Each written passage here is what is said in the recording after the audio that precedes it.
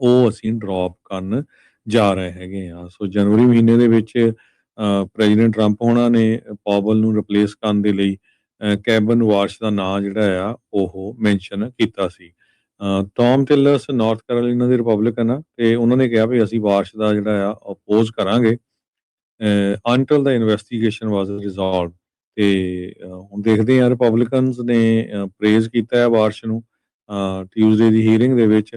ਸੋ Democrats question ਕਰ ਰਹੇ ਆ ਵੀ ਉਹਦੀ ਜਿਹੜੀ ਇੰਡੀਪੈਂਡੈਂਸ ਆ ਉਹ ਟਰੰਪ ਤੋਂ ਬਾਅਦ ਕਿੰਨੀ ਕੁ ਹੋਊਗੀ, ਕਿ ਉਹ ਟਰੰਪ ਉਹਨਾਂ ਦੇ ਨਾਲ ਹੀ ਜੋ ਕਹੋਗੇ ਉਹੀ ਮੰਨਣਗੇ।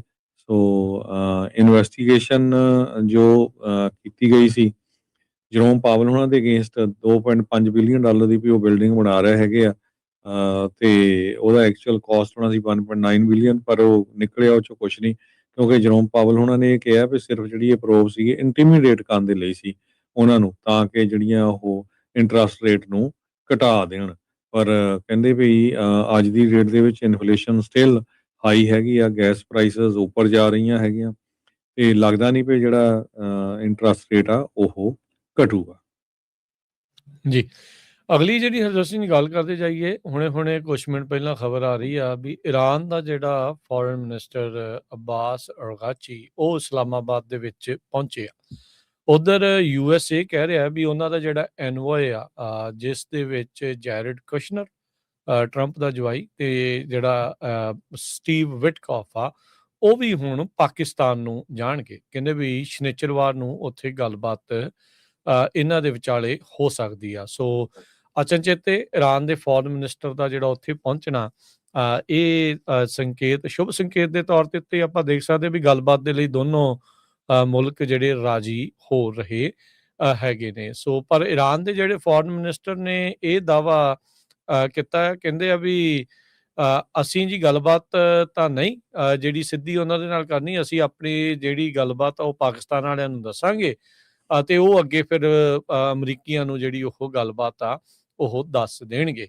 ਇਸਲਾਮਾਬਾਦ ਦੇ ਵਿੱਚੋਂ ਜਿਹੜੇ ਪਾਕਿਸਤਾਨੀ ਮੀਡੀਏਟਰ ਆ ਉਹ ਕਹਿ ਰਹੇ ਆ ਵੀ ਉਹ ਕੌਸ਼ੀਅਸਲੀ ਆਪਟਿਮਿਸਟਿਕ ਹੈਗੇ ਨੇ ਈਰਾਨ ਤੇ US ਦੀ ਗੱਲਬਾਤ ਨੂੰ ਜਿਹੜਾ ਉਹ ਲੈ ਕੇ।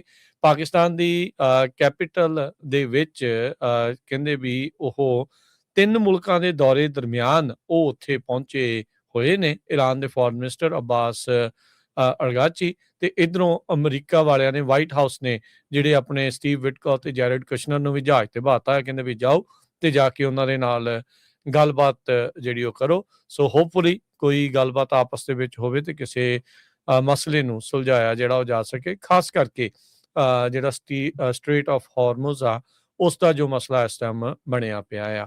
ਉਧਰ ਈਰਾਨ ਦੇ ਡਿਫੈਂਸ ਮਿਨਿਸਟਰ ਨੇ ਜਿੱਥੇ ਇਹ ਗੱਲਬਾਤ ਹੋ ਰਹੀ ਆ ਇਜ਼ਰਾਈਲ ਕਾਟਸ ਜਿਸ ਦਾ ਨਾਮ ਆ, ਉਹਨੇ ਟਰੰਪ ਵਾਲੀ ਧਮਕੀ ਦੁਹਰਾਈ ਆ। ਉਹਨਾਂ ਨੇ ਕਿਹਾ ਵੀ ਅਸੀਂ ਈਰਾਨ ਨੂੰ ਸਟੋਨ ਏਜ ਦੇ ਵਿੱਚ ਜਿਹੜੀ ਉਹ ਵਾਪਸ ਘੱਲ ਦੇਵਾਂਗੇ। ਸੋ ਦੇਖਦੇ ਆ, ਕਹਿੰਦੇ ਵੀ ਜਿਹੜੀ ਰਿਚ ਸਿਵਲਾਈਜੇਸ਼ਨ ਈਰਾਨ ਜਿਹੜੀ ਉਹ ਬਣੀ ਸੀ ਜਿਸ ਤੋਂ ਪਹਿਲਾਂ ਇਜ਼ਰਾਈਲ ਤੇ ਅਜੇ ਅਮਰੀਕਾ ਵੀ ਐਗਜ਼ਿਸਟ ਨਹੀਂ ਸੀ ਕਰਦਾ, ਉਦੋਂ ਦਾ ਈਰਾਨ ਕਹਿੰਦੇ ਵੀ ਇਹ ਹੈਗਾ ਆ ਉੱਦਾਂ। ਤੇ ਪਰ ਇਜ਼ਰਾਈਲ ਦੇ ਡਿਫੈਂਸ ਮਿਨਿਸਟਰ ਨੇ ਇੱਕ ਵਾਰੀ ਫੇਰ ਧਮਕੀ ਦਿੱਤੀ ਆ ਵੀ ਉਹ ਈਰਾਨ ਨੂੰ ਸਟੋਨ ਏਜ ਦੇ ਵਿੱਚ ਰਿਟਰਨ ਕਰ ਦੇਣਗੇ।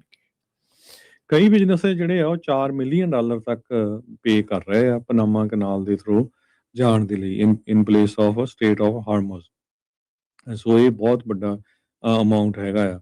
ਸੋ ਕਹਿੰਦੇ ਵੀ ਪੈਸੇ ਜਿਹੜਾ ਆ ਵਾਟਰਵੇਜ਼ ਯੂਜ਼ਲੀ ਫਲੈਟ ਰੇਟ ਹੁੰਦੀ ਹੈਗੀ ਰਿਜ਼ਰਵੇਸ਼ਨ ਥਰੂ, ਪਰ ਕੰਪਨੀ ਜਿਹੜੀਆਂ ਆ ਵਿਦਆਊਟ ਰਿਜ਼ਰਵੇਸ਼ਨ ਕ੍ਰਾਸ ਕਰ ਰਹੀਆਂ ਹੈਗੀਆਂ ਐਡੀਸ਼ਨਲ ਫੀਸ ਨੂੰ ਪੇ ਕਰਕੇ, ਜਿਹਦੀ ਅਲਟੀਮੇਟਲੀ ਕਾਸਟ ਆ ਲੋਕਾਂ ਦੇ ਉੱਤੇ ਪਊਗੀ। ਦੂਸਰੇ ਪਾਸੇ US ਨੇ 344 ਮਿਲੀਅਨ ਡਾਲਰ ਦੀ ਕ੍ਰਿਪਟੋ ਕਰੰਸੀ ਜੋ ਈਰਾਨ ਦੀ ਆ ਉਹਨੂੰ ਫਰੀਜ਼ ਕਰ ਦਿੱਤਾ ਹੈਗਾ ਆ।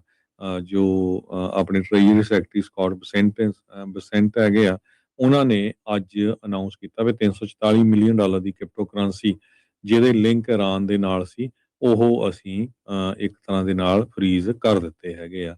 ਸੋ 8 ਵੀਕਾਂ ਦੇ ਵਿੱਚ ਈਰਾਨ ਦੀ ਜਿਹੜੀ ਕਿਸੇ ਤਰ੍ਹਾਂ ਦੀ ਈਰਾਨ ਦੀ ਇਕੋਨਮੀ ਦੇ ਉੱਤੇ ਕਹਿੰਦੇ ਕੋਈ ਅਸਰ ਨਹੀਂ ਪਿਆ US ਦੇ ਇੰਨੇ ਜਿਹੜੇ ਜ਼ੋਰ ਜੋ ਚੱਲ ਰਿਹਾ ਹੈਗਾ ਉਹਦੇ ਅਗੇਂਸਟ ਵੀ।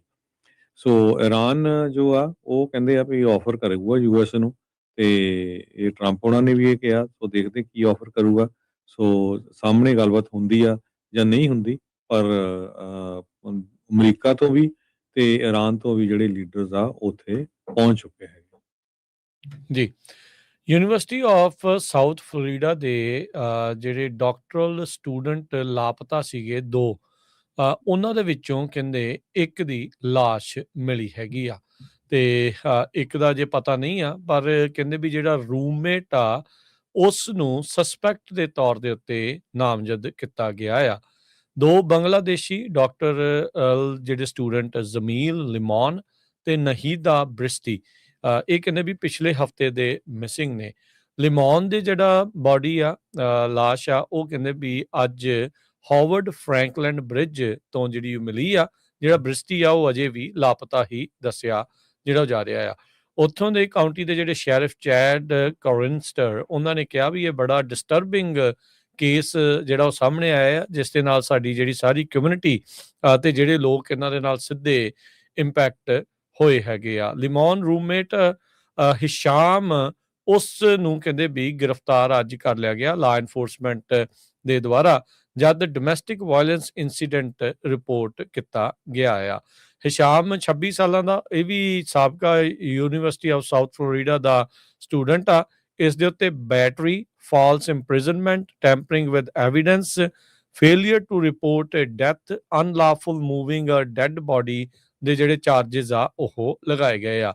ਲਿਮੋਨ ਤੇ ਬ੍ਰਿਸਟੀ ਦੋਨੋਂ ਹੀ 27 ਸਾਲ ਜਿਨ੍ਹਾਂ ਦੀ ਉਮਰ ਆ, ਇਹ ਅਪ੍ਰੈਲ 17 ਤੋਂ ਲਾਪਤਾ ਦੱਸੇ ਗਏ ਆ ਇੱਕ ਫੈਮਿਲੀ ਫਰੈਂਡ ਦੇ ਦੁਆਰਾ। ਅਖੀਰਲੀ ਵਾਰ ਇਹਨਾਂ ਨੂੰ ਕੈਂਪਸ ਦੇ ਉੱਤੇ ਹੀ ਦੇਖਿਆ ਜਿਹੜਾ ਹੋ ਗਿਆ ਸੀਗਾ। ਮੈਡੀਕਲ ਐਗਜ਼ਾਮੀਨਰ ਕਹਿੰਦੇ ਅਜੇ ਵੀ ਕੋਸ਼ਿਸ਼ ਕਰ ਰਹੇ ਆ ਪਤਾ ਲਾਉਣ ਦੇ ਲਈ ਵੀ ਕੀ ਕਾਰਨ ਹੋਏ ਆ, ਵੀ ਕਿੱਦਾਂ ਇਸ ਦੀ ਮੌਤ ਹੋਈ ਆ, ਤੇ ਕਹਿੰਦੇ ਆਟੋਪਸੀ ਦੇ ਰਿਜ਼ਲਟ ਵੀਕਐਂਡ ਦੇ ਉੱਤੇ ਜਿਹੜੇ ਸ਼ੇਅਰ ਕਿਤੇ ਜਿਹੜੇ ਹੋ ਜਾਣਗੇ।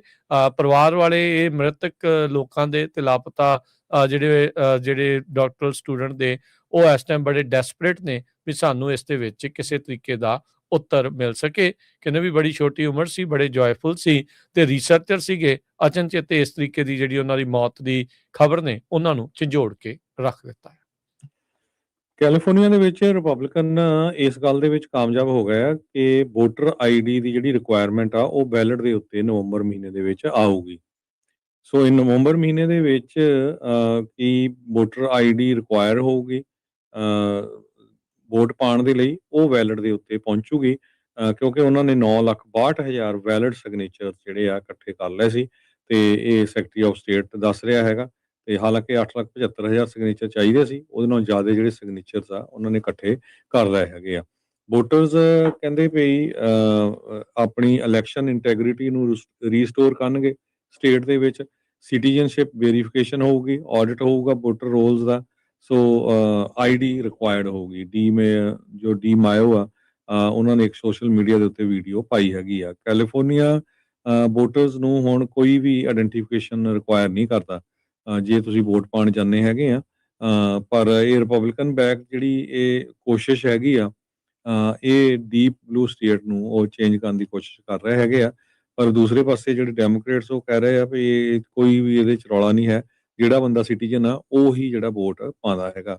Berkeley institute of government study ਨੇ ਪੋਲ ਕੰਡਕਟ ਕੀਤੇ ਹੈਗੇ ਆ, ਜਿਸ 'ਚ 44% ਵੋਟਰ ਸਰਵੇ ਕਹਿ ਰਹੇ ਆ ਵੀ ਉਹ ਅਸੀਂ ਇਸ ਹੱਕ ਦੇ ਵਿੱਚ ਆ, ਤੇ 45% ਜਿਹੜੇ ਆ ਅਗੇਂਸਟ ਆ, ਤੇ 12% ਜਿਹੜੇ ਆ ਉਹ ਅਨਡਿਸਾਈਡਡ ਹੈਗੇ ਆ। ਮੇਨ ਦੀ ਗਵਰਨਰ ਜੈਨਟ ਮਿਲਜ਼ ਨੇ ਉਸ ਜਿਹੜੇ ਕਾਨੂੰਨ ਦੇ ਉੱਤੇ ਵੀਟੋ ਕਰ ਦਿੱਤਾ ਹੈ, ਜਿਸ ਦੇ ਨਾਲ ਡਾਟਾ ਸੈਂਟਰ ਦੀ ਕੰਸਟਰਕਸ਼ਨ ਦੇ ਉੱਤੇ ਬੈਨ ਲਾਇਆ ਜਾ ਸਕਦਾ ਸੀਗਾ। ਸੋ ਉਹ ਬੈਨ ਲਾਉਣ ਦੇ ਲਈ ਲੈਜਿਸਲੇਟਿਵ ਜਿਹੜੀ ਸਟੇਟ ਦੀ ਆ, ਉਹਨਾਂ ਨੇ ਦੋਨਾਂ ਚੈਂਬਰਸ ਨੇ ਬਿੱਲ ਪਾਸ ਕਰਕੇ ਗਵਰਨਰ ਜੈਨਟ ਮਿਲਜ਼ ਦੇ ਕੋਲ ਘੱਲ ਦਿੱਤਾ ਸੀਗਾ। ਤੇ ਪਰ ਕਹਿੰਦੇ ਵੀ ਇਹ ਪਹਿਲਾਂ ਹੋਣਾ ਸੀਗਾ ਮੁਲਕ ਦੇ ਵਿੱਚ ਸੂਬੇ ਦੇ ਦੁਆਰਾ ਵੀ ਕੋਈ ਵੀ ਨਵਾਂ ਡਾਟਾ ਸੈਂਟਰ ਕੰਸਟਰਕਸ਼ਨ ਆ ਉਹ ਨਾ ਬਣੇ, ਪਰ ਗਵਰਨਰ ਜੈਨਟ ਮਿਲਜ਼ ਆ ਉਸਨੇ ਇਸ ਨੂੰ ਵੀਟੋ ਕਰ ਦਿੱਤਾ ਹੈਗਾ ਆ। ਇਸ ਮੌਕੇ ਦੁਨੀਆ ਭਰ ਦੇ ਵਿੱਚ ਅਮਰੀਕਾ ਦੇ ਵੀ ਬਹੁਤ ਸਾਰੇ ਸੂਬਿਆਂ ਦੇ ਵਿੱਚ ਡਾਟਾ ਸੈਂਟਰਸ ਆ ਰਹੇ ਨੇ। ਡਾਟਾ ਸੈਂਟਰਸ ਨੂੰ ਲੈ ਕੇ ਲੋਕਾਂ ਦੀ ਰਾਏ ਕਾਫੀ ਮਿਲੀ ਜੁਲੀ ਆ ਤੇ ਇਸ ਟਾਈਮ ਉਸ ਦੇ ਵਿਰੋਧ ਖਾਸਾ ਹੋ ਰਿਹਾ ਆ। ਖਾਸ ਕਰਕੇ ਕਹਿੰਦੇ ਵੀ ਬਿਜਲੀ ਦੀ ਜਿਹੜਾ ਉਹਨਾਂ ਨੇ ਖਪਤ ਆ ਉਹ ਬਹੁਤ ਜ਼ਿਆਦਾ ਕਰਨੀ ਆ, ਆਮ ਜਿਹੜੀ ਕਮਿਊਨਿਟੀਜ਼ ਉਹਨਾਂ ਉੱਤੇ ਅਸਰ ਪੈਣਾ ਆ ਤੇ ਇਹਨਾਂ ਨੂੰ ਠੰਡਿਆ ਰੱਖਣ ਦੇ ਲਈ ਪਾਣੀ ਦੀ ਬਹੁਤ ਜ਼ਿਆਦਾ ਜ਼ਰੂਰਤ ਆ। ਤੇ ਕਹਿੰਦੇ ਵੀ ਜਿਹੜਾ ਗਰਾਊਂਡ ਵਾਟਰ ਹੁੰਦਾ ਆ, ਅੰਡਰਗਰਾਊਂਡ ਵਾਟਰ, ਉਸ ਦੀ ਬਹੁਤ ਜ਼ਿਆਦਾ ਇਹ ਵਰਤੋਂ ਕਰਦੇ ਆ ਤੇ ਉਹਦੇ ਨਾਲ ਉਹ ਪਾਣੀ ਜਿਹੜਾ ਉਹ ਘਟ ਜਾਵੇਗਾ। ਸੋ ਇਸ ਤੋਂ ਇਲਾਵਾ ਹੋਰ ਵੀ ਬਹੁਤ ਸਾਰੇ ਥਾਵਾਂ ਦੇ ਉੱਤੇ ਜਿਹੜੇ ਲੋਕ ਆ ਉਹ ਨਵੇਂ ਬਣ ਰਹੇ ਡਾਟਾ ਸੈਂਟਰਸ ਦਾ ਵਿਰੋਧ ਕਰ ਰਹੇ ਆ। ਸੋ ਇਹ ਜਿਹੜਾ ਬਿੱਲ ਪਾਸ ਹੋਇਆ ਸੀ, ਜੇ ਇਸ ਦੇ ਉੱਤੇ ਸਾਈਨ ਕਰ ਦਿੰਦੇ ਤਾਂ ਅਗਲੇ 1.5 ਸਾਲ ਦੇ ਲਈ 18 ਮਹੀਨਿਆਂ ਦੇ ਲਈ ਜਿਹੜੀ ਨਵੀਂ ਕੰਸਟਰਕਸ਼ਨ ਆ ਡਾਟਾ ਸੈਂਟਰਸ ਦੀ ਉਹ ਬੰਦ ਜਿਹੜੀ ਉਹ ਹੋ ਜਾਣੀ ਸੀ। ਪਰ ਗਵਰਨਰ ਕਹਿੰਦੇ ਵੀ ਸ਼ਸ਼ੋਪੰਚ ਸੀਗੇ ਵੀ ਬਿੱਲ ਨੂੰ ਸਾਈਨ ਕੀਤਾ ਜਾਵੇ ਜਾਂ ਨਹੀਂ, ਪਰ ਕਹਿੰਦੇ ਵੀ ਇਵੈਂਚੁਅਲੀ ਉਹਨਾਂ ਨੇ ਇਸ ਨੂੰ ਵੀਟੋ ਜਿਹੜਾ ਉਹ ਕਰ ਦਿੱਤਾ। ਕਹਿੰਦੇ ਵੀ ਮੈਂ ਨੈਸੈਸਰੀ ਤੇ ਇੰਪੋਰਟੈਂਟ ਜਿਹੜੇ ਇਸ ਦੇ ਵਿੱਚ ਪੁਆਇੰਟਸ ਨੇ ਤੇ ਇੰਪੈਕਟਸ ਨੇ ਉਹਨਾਂ ਨੂੰ ਜਿਹੜਾ ਉਹ ਦੇਖਿਆ ਜਿਹੜਾ ਉਹ ਹੈਗਾ ਆ। ਸੋ ਇਸ ਲਈ ਉਹਨਾਂ ਨੇ ਕਹਿੰਦੇ ਵੀ ਫੈਸਲਾ ਲਿਆ ਆ ਵੀ ਭਾਈ ਆਪਾਂ ਜਿਹੜਾ ਇਸ ਨੂੰ ਅਜੇ ਬਣਨ ਦਈਏ। ਸੋ ਕਹਿੰਦੇ ਵੀ ਉਹਨਾਂ ਨੇ ਕਿਹਾ ਵੀ 800 ਨਵੀਆਂ jobs, 100 high paying permanent jobs ਇਸ ਦੇ ਨਾਲ ਆਉਣੀਆਂ ਆ ਤੇ ਸਾਡੇ ਸੂਬੇ ਨੂੰ ਪ੍ਰੋਪਰਟੀ ਟੈਕਸ ਰੈਵਨਿਊ ਕਾਫੀ ਜ਼ਿਆਦਾ ਵਧੇਗਾ। ਸੋ ਇਸ ਲਈ ਇਹਨਾਂ ਨੇ ਇਸ ਨੂੰ ਵੀਟੋ ਕਰ ਦਿੱਤਾ। ਅਗਲੀ ਖਬਰ ਜੌਬਸ ਨਾਲ ਰਿਲੇਟਡ ਆ। ਕਹਿੰਦੇ ਵੀ 20,000 ਦੇ ਕਰੀਬ ਜੌਬ ਕੱਟਸ ਹੋਣ ਜਾ ਰਹੇ ਆ ਮੈਟਾ ਤੇ ਮਾਈਕਰੋਸਾਫਟ ਦੇ ਵਿੱਚ। ਸੋ ਸਾਰਿਆਂ ਦੇ ਪਿੱਛੇ ਆਰਟੀਫਿਸ਼ੀਅਲ ਇੰਟੈਲੀਜੈਂਸ ਹੈਗੀ ਆ। ਲੇ ਆਫ ਟੈਕ ਇੰਡਸਟਰੀ 'ਚ ਬਹੁਤ ਤੇਜ਼ੀ ਦੇ ਨਾਲ ਵੱਧ ਰਹੇ ਹੈਗੇ ਆ ਤੇ ਕਹਿੰਦੇ ਵੀ ਮੋਸਟਲੀ ਜਿਹੜੀਆਂ AI ਇਨਫਰਾਸਟਰਕਚਰਸ ਆ ਉਹ ਹੈਲਪ ਕਰ ਰਹੀਆਂ ਜੌਬ ਕੱਟਸ ਦੇ ਵਿੱਚ। ਮੈਟਾ ਨੇ ਇਹ ਕਿਹਾ ਵੀ ਉਹ 10% ਵਰਕਫੋਰਸ ਆਪਣੀ ਕੱਟ ਕਰਨ ਜਾ ਰਹੇ ਹੈਗੇ ਆ ਫॉर द ਫਸਟ ਟਾਈਮ 51 ਸਾਲਾਂ ਦੇ ਇਤਿਹਾਸ ਦੇ ਵਿੱਚ। ਇੰਨਾ ਵੱਡਾ ਜਿਹੜਾ ਨੰਬਰ ਆ ਉਹਨਾਂ ਨੇ ਇਹ ਦੱਸਿਆ ਹੈਗਾ। ਕਹਿੰਦੇ ਇਹਦੇ ਵਿੱਚ ਫੰਡਾਮੈਂਟਲ ਸਟਰਕਚਰਲ ਸ਼ਿਫਟ ਆ rather then temporary market correction. ਇਹ ਟੋਨੀ ਟਗਲ ਜੋ ਐਗਜ਼ੀਕਿਊਟਿਵ ਹੈਗੇ ਆ ਲੀਡਰਸ਼ਿਪ ਉੱਥੇ ਦੇ, ਤੇ 20,000 ਟੋਟਲ ਜਿਹੜੀਆਂ ਜੌਬਸ ਆ ਮਾਈਕਰੋਸਾਫਟ ਨੂੰ ਵਿੱਚ ਰਲਾ ਕੇ ਤੇ ਐਮਾਜ਼ਨ ਨੂੰ ਵੀ ਰਲਾ ਕੇ ਇਹਨਾਂ ਦਾ ਵੱਡਾ ਜਿਹੜਾ ਅਸਰ ਆ ਉਹ ਪਊਗਾ। ਐਜ਼ ਆਫ ਦਿਸ ਵੀ ਕਹਿੰਦੇ ਵੀ 92,000 ਟੈਕ ਵਰਕਰ ਲੇ ਆਫ ਹੋ ਚੁੱਕੇ ਆ ਸੋ ਫਾਰ 2026 ਚ। ਸੋ ਲਗਭਗ 1 ਲੱਖ ਟੈਕਨੋਲੋਜੀ ਦੇ ਵਿੱਚ ਜੌਬ ਕਰਨ ਵਾਲੇ ਲੋਕ ਲੇ ਆਫ ਹੋ ਚੁੱਕੇ ਹੈਗੇ ਆ। layoffs.fyi ਜੋ ਜਿਹੜਾ ਇੱਕ ਵੈਬਸਾਈਟ ਆ ਉਹਨਾਂ ਦੇ ਮੁਤਾਬਕ, ਤੇ 2020 ਤੋਂ ਲੈ ਕੇ ਹੁਣ ਤੱਕ 9 ਲੱਖ ਬਣਦਾ ਆ। ਸੋ ਇਹ ਬਹੁਤ ਵੱਡਾ ਜਿਹੜਾ ਨੰਬਰ ਹੈਗਾ ਆ ਜਿਹੜੇ ਲੋਕ ਟੈਕ ਇੰਡਸਟਰੀ ਦੇ ਵਿੱਚੋਂ ਲੇ ਆਫ ਹੋ ਰਹੇ ਹੈਗੇ। ਜੀ ਅਗਲੀ ਜਿਹੜੀਆਂ ਗੱਲਾਂ ਦੇ ਵੱਲ ਹਰਜੋਤ ਸਿੰਘ ਜੀ ਆਪਾਂ ਵੱਧਦੇ ਜਾਈਏ ਤੇ ਇਹਦੇ ਵਿੱਚ ਕਹਿੰਦੇ ਵੀ ਕਾਫੀ ਜਿਹੜੀਆਂ ਇਸ ਟਾਈਮ ਚਰਚਾਵਾਂ ਜਿਹੜੀਆਂ ਚੱਲ ਰਹੀਆਂ, ਇੰਡੀਅਨ ਓਰੀਜਨ ਇੱਕ ਕਪਲ ਆ ਉਹਨਾਂ ਨੂੰ ਕਹਿੰਦੇ ਵੀ $5 ਮਿਲੀਅਨ ਉਹ ਮਿਲਿਆ ਆ। ਉਹਨਾਂ ਨੂੰ ਲੋਟਰੀ ਦੇ ਵਿੱਚ ਉਹਨਾਂ ਨੇ ਲਗਜ਼ਰੀ ਹੋਮ ਜਿੱਤਿਆ ਸੀਗਾ ਤੇ ਉਸ ਤੋਂ ਬਾਅਦ ਚ ਉਹਨਾਂ ਨੂੰ ਉਹਨਾਂ ਨੇ ਵੇਚ ਦਿੱਤਾ ਤੇ $5 ਮਿਲੀਅਨ ਜਿਹੜੇ ਉਹਨਾਂ ਨੇ ਉੱਥੋਂ ਜਿਹੜੇ ਉਹ ਬਣਾ ਲਏ। ਸੋ ਕਹਿੰਦੇ ਵੀ ਆਸਟ੍ਰੇਲੀਆ ਦੇ ਵਿੱਚ ਇਸ ਗੱਲ ਦੀ ਬੜੀ ਜਿਹੜੀ ਉਹ ਚਰਚਾ ਬਣੀ ਪਈ ਆ। ਅਜੇ ਪਿਛਲੇ ਸਾਲ ਹੀ ਕਹਿੰਦੇ ਵੀ ਇੱਥੇ ਆਸਟ੍ਰੇਲੀਆ 'ਚ ਮੂਵ ਹੋਏ ਸੀ ਤੇ ਲਗਜ਼ਰੀ ਘਰ ਜਿਹੜਾ ਇਹਨਾਂ ਨੇ ਇੱਕ ਲੋਟਰੀ ਦੇ ਵਿੱਚ ਜਿਹੜਾ ਉਹ ਜਿੱਤ ਲਿਆ ਤੇ ਉਹਨੂੰ ਵੇਚ ਕੇ ਹੁਣ $5 ਮਿਲੀਅਨ ਜਿਹੜੇ ਕਮਾ ਲਏ ਆ। ਸੋ ਕਈ ਵਾਰੀ ਹਰਜੋਤ ਸਿੰਘ ਜੀ ਕਿਸਮਤ ਇਸ ਤਰੀਕੇ ਦੇ ਨਾਲ ਵੀ ਜਿਹੜੀ ਲੋਕਾਂ ਦੀ ਆ ਉਹ ਬਦਲ ਜਾਂਦੀ ਹੈਗੀ ਆ। ਸੋ $5 ਮਿਲੀਅਨ ਦਾ ਜਿਹੜਾ ਫਾਇਦਾ ਕਹਿ ਸਕਦੇ ਵੀ ਉਹਨਾਂ ਨੂੰ ਓਵਰਆਲ ਇਸ 'ਚ ਹੋ ਗਿਆ। ਅਗਲੀ ਖਬਰ ਜੇ ਸਾਂਝੀ ਕਰਦੇ ਜਾਈਏ ਉਹ ਤੋਂ ਬਾਅਦ ਫਿਰ ਆਪਾਂ ਕਰੰਸੀ ਤੇ ਸਟਾਕ ਮਾਰਕੀਟ ਦੀ ਗੱਲ ਕਰਦੇ ਹਾਂ। ਤੇ ਓਕਲੈਂਡ ਦੇ ਵਿੱਚ 1/3 ਜਿਹੜੇ ਆਫਿਸ ਸਪੇਸ ਆ ਉਹ ਖਾਲੀ ਆ। ਇੱਥੋਂ ਤੁਸੀਂ ਅੰਦਾਜ਼ਾ ਲਾ ਲਓ ਕਿ ਕਿੰਨਾ ਬੁਰਾ ਹਾਲ ਹੈਗਾ ਇਕਨੋਮੀ ਦਾ। ਰੀਅਲ ਏਸਟੇਟ ਫਰਮ ਕਸ਼ਮੈਨ ਤੇ ਵੇਕਫੀਲਡ ਉਹਨਾਂ ਨੇ ਰਿਪੋਰਟ ਕੀਤਾ ਵੀ ਜਿਹੜੀ ਹਾਈ ਕਮਰਸ਼ੀਅਲ ਵੇਕੈਂਸੀ ਰੇਟ ਆ ਉਹ ਕਾਫੀ ਜ਼ਿਆਦਾ ਆ ਬੇ ਏਰੀਏ ਦੇ ਸ਼ਹਿਰਾਂ ਦੇ ਵਿੱਚ। ਤੇ ਓਕਲੈਂਡ ਦੇ ਵਿੱਚ 38% ਡਾਊਨਟਾਊਨ ਜਿਹੜੀ ਆਫਿਸ ਸਪੇਸ ਆ ਉਹ ਐਮਪਟੀ ਆ first quarter of this year. So ਉਸ ਕਰਕੇ ਜਿਹੜਾ ਕਾਉਂਟੀ ਨੂੰ ਜਾਂ ਸਿਟੀ ਨੂੰ ਟੈਕਸ ਵੀ ਨਹੀਂ ਆਉਂਦਾ ਹੈਗਾ ਤੇ ਜਿਹੜੇ ਬਿਜ਼ਨਸ ਓਨਰਸ ਆ ਉਹ ਵੀ ਮਨੀ ਲੂਜ਼ ਕਰ ਰਹੇ ਹੈਗੇ ਆ। ਓਕਲੈਂਡ ਡਾਊਨਟਾਊਨ ਦੇ ਵਿੱਚ ਵੈਕੈਂਸੀ ਰੇਟ ਜਿਹੜਾ 2019 ਨਾਲੋਂ ਤਾਂ ਥੋੜਾ ਜਿਹਾ ਅਪ ਹੋਇਆ ਪਰ ਓਵਰਆਲ ਹਜੇ ਵੀ ਜਿਹੜਾ ਕਾਫੀ ਡਾਊਨ ਹੈਗਾ ਜੀ।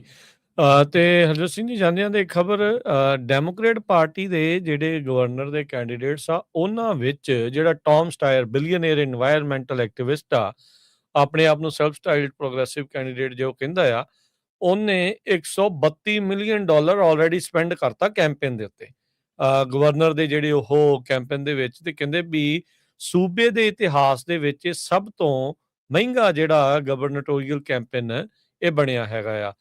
ਸੋ ਕਹਿੰਦੇ ਵੀ ਇੰਟਰਨੈਟ ਟੀਵੀ ਦੇ ਉੱਤੇ ਸਪੈਸ਼ਲ ਇੰਟਰਸਟ ਗਰੁੱਪ ਦੇ ਉੱਤੇ ਸਾਰੇ ਪਾਸੇ ਜਿਹੜੀ ਇਸ ਦੀ ਐਡਵਰਟਾਈਜ਼ਮੈਂਟ ਆ ਉਹ ਛਾਈ ਪਈ ਹੈਗੀ ਆ। ਤੇ ਹੁਣ ਜਦ ਅਧਿਕਾਰੀ ਮੇਲ ਆਊਟ ਬੈਲਟਸ ਜਿਹੜੇ ਉਹ ਘੱਲਣ ਦੇ ਲਈ ਰੈਡੀ ਹੈਗੇ ਆ 2 ਜੂਨ ਦੀ ਪ੍ਰਾਇਮਰੀ ਤੋਂ ਪਹਿਲਾਂ। ਸੋ ਇਸ ਤੋਂ ਬਾਅਦ ਚ ਦੂਜੇ ਨੰਬਰ ਤੇ ਜਿਹੜਾ ਹਰਜੋਤ ਸਿੰਘ ਜੀ ਸੈਨੋਜ਼ੇ ਦਾ ਮੇਅਰ ਮੈਟ ਮਹਾਨ ਉਹ ਆਉਂਦਾ ਆ, ਜਿਹੜਾ 5% ਪੋਲ ਕਰ ਰਿਹਾ ਆ। ਉਹਨੇ $13 ਮਿਲੀਅਨ ਫੰਡ ਰੇਜ਼ ਕੀਤੇ ਕਿਉਂਕਿ ਇਹ ਸਿਲੀਕਨ ਵੈਲੀ ਤੋਂ ਆ। ਤੀਜੇ ਨੰਬਰ ਦੇ ਉੱਤੇ ਕੇਟੀ ਪੋਰਟਰ ਰਹੀ ਆ $2.8 ਮਿਲੀਅਨ, ਹੈਵੀਅਰ ਬਸੇਰਾ ਨੇ 1 ਮਿਲੀਅਨ, ਐਂਟੋਨੀਓ ਵਿਲਾਗਰੋਸਾ ਨੇ 707,000 ਅਤੇ ਟੋਨੀ ਥਰਮੋਂਡ ਨੇ $62,000 ਹੀ ਜਿਹੜਾ ਉਹ ਰੇਜ਼ ਜਿਹੜਾ ਉਹ ਕੀਤਾ ਸੀਗਾ। ਟੌਮ ਸਟਾਇਰ ਨੂੰ ਆਲਰੇਡੀ ਆਈ ਥਿੰਕ ਉਹਨਾਂ ਨੇ ਵੀ ਬਰਨੀ ਸੈਂਟਰ ਨੇ ਵੀ ਐਂਡੋਰਸ ਇਸ ਦੇ ਵਿੱਚ ਕਰ ਦਿੱਤਾ ਹੈਗਾ ਆ, ਪਰ ਰਿਕਾਰਡ ਤੋੜ $132 ਮਿਲੀਅਨ ਉਸਨੇ ਆਪਣੇ ਇਸ ਦੇ ਵਿੱਚ ਲਾ ਦਿੱਤੇ ਆ ਕੈਲੀਫੋਰਨੀਆ ਦੇ ਗਵਰਨਰ ਬਣਨ ਦੇ ਲਈ। ਬੀਤੇ ਦਿਨਾਂ ਦੇ ਵਿੱਚ ਜਦ ਡਿਬੇਟ ਉਹ ਹੋਇਆ ਸੀਗਾ, ਇਸ ਦੇ ਵਿੱਚ ਪੋਲਿੰਗ 'ਚ ਦੂਜੇ ਨੰਬਰ ਦੇ ਉੱਤੇ ਆ ਰਿਹਾ ਸੀਗਾ ਸਟੀਵ ਹਿਲਟਨ ਤੋਂ ਬਾਅਦ ਦੇ ਵਿੱਚ। ਕਰੰਸੀ ਦੀ ਗੱਲ ਕਰਦੇ ਜਾਈਏ, $1 ਦੇ ਬਰਾਬਰ ਕੈਨੇਡਾ ਦੇ $1 ਤੇ 37 ਸੈਂਟ ਰਿਹਾ, ਪਾਕਿਸਤਾਨ ਦੇ 284 ਰੁਪਏ ਤੇ 26 ਪੈਸੇ, ਇੰਡੀਆ ਦੇ 94 ਰੁਪਏ ਤੇ 6 ਪੈਸੇ। ਮਾਰਕੀਟਸ ਦੇ ਵਿੱਚ ਡਾਓ ਜੋਨ ਅੱਜ 80 ਪੁਆਇੰਟ ਘਟ ਕੇ 49,231 ਤੇ, S&P 57 ਪੁਆਇੰਟ ਵੱਧ ਕੇ 7165, ਨੈਸਡੈਕ 300 ਤੇ 98 ਪੁਆਇੰਟ ਵੱਧ ਕੇ 24,836 ਤੇ ਬੰਦ ਹੋਇਆ। ਸੋਨੇ ਦਾ ਭਾਅ $4725 ਪ੍ਰਤੀ ਟਰੋਏ ਆਉਂਸ, ਕੱਚੇ ਤੇਲ ਦੀ ਕੀਮਤ $95 ਪ੍ਰਤੀ barrel, 10 year yield 4.3%। Crypto currency ਦੇ ਵਿੱਚ ਬਿਟਕੋਇਨ 77,479 ਤੇ ਇਥੀਰੀਅਮ 2300 ਤੇ 17 US$ ਦੇ ਬਰਾਬਰ ਚੱਲ ਰਿਹਾ ਹੈਗਾ ਆ।